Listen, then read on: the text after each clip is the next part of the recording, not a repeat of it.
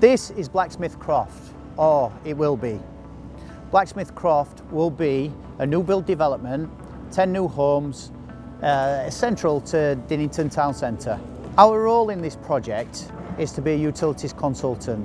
We've started off by completing the necessary administration to achieve a Section 106 approval for the drainage connection to be completed. Our second piece of administration was the BT Openreach registration.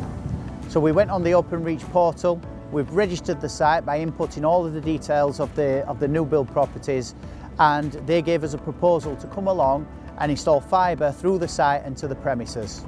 That is in compliance with Part R of the building regulations, which require a developer to demonstrate that they can provide a gigabit ready internet fibre supply. A piece of work that we're preparing for at the moment, you'll see the team behind me starting on the excavations, is the installation of a new water main and water services to be connected in the road just outside under a road closure. Following the completion of the water, we'll be installing the electrical duct in preparation for Northern Powergrid coming along and installing new electric mains and services to feed the houses and to feed a landlord supply, which will ultimately feed the street lights. This project has been ongoing now for about 18 months. We expect it to be completed in the next 6 to 9.